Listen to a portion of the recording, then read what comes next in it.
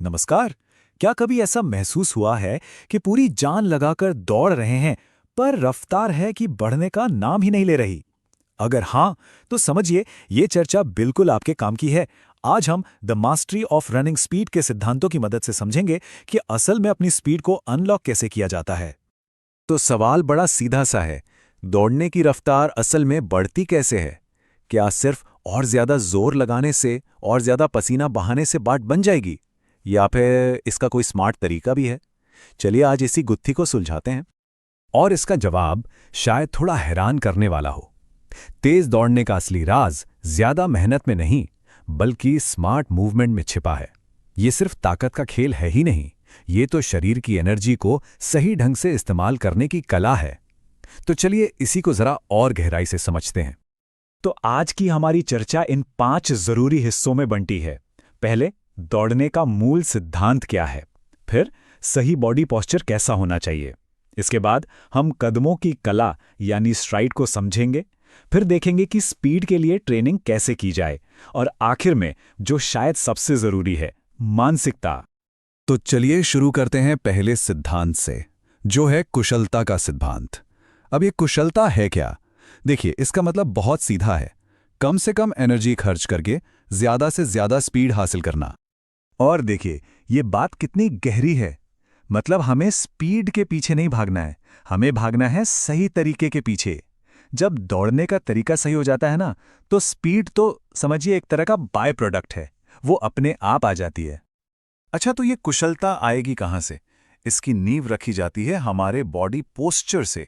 सोचिए, दौड़ते वक्त हमारा शरीर एक सिस्टम की तरह है, एक मशीन की तरह, जिसका हर एक हिस्सा दूसरे से जुड़ा है।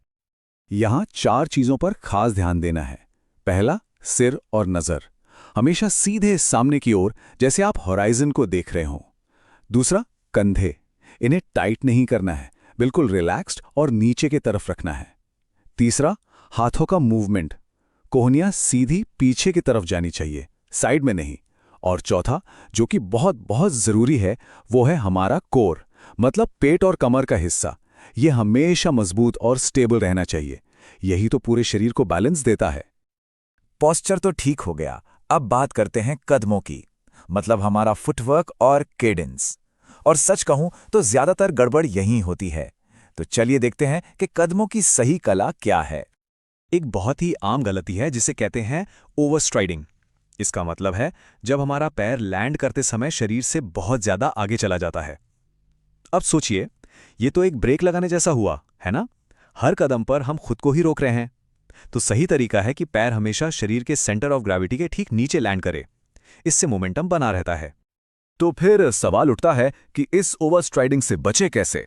इसका एक बहुत कारगर उपाय है कैडेंस। कैडेंस का सीधा सा मतलब है 1 मिनट में हम कितने कदम लेते हैं। जब हम अपना कैडेंस बढ़ाते हैं तो हमारे कदम नेचुरली थोड़े छोटे और तेज हो जाते हैं, और नतीजा, ओवरस्ट्राइडिंग अपने आप कम हो जाती है। तो फिर आइडियल कैडेंस है कितना?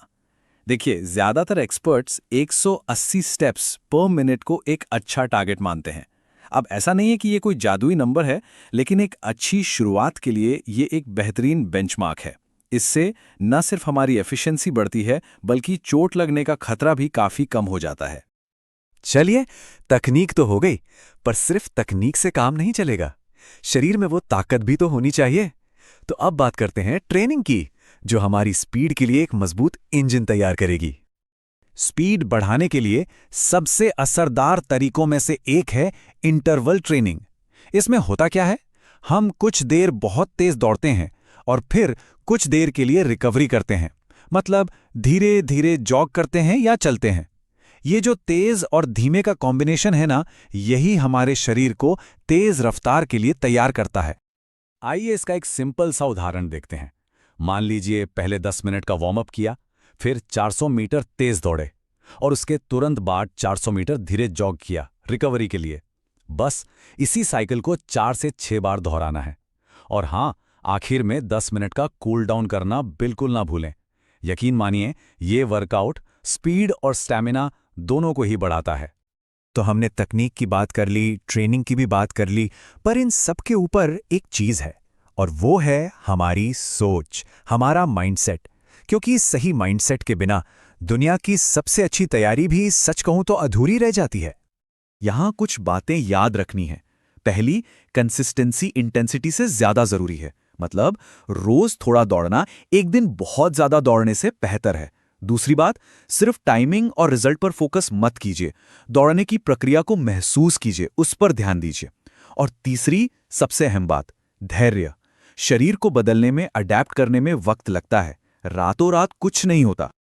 और आखिर में बस ये याद रखना है, हमारा दिमाग ही हमारा सबसे बड़ा कोच है। अगर मन में ये विश्वास है कि रफ्तार बढ़ सकती है, तो शरीर उसे हासिल करने का रास्ता ढूंढ ही लेता है।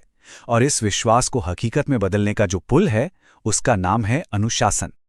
तो अब रास्ता बिल्कुल साफ है। हमारे पास तकनीक है, ट्रेनिंग का प्लान है और सही मानसिकता भी है। तो अब सवाल सिर्फ एक ही बचता है, अगली दौड़ कब है?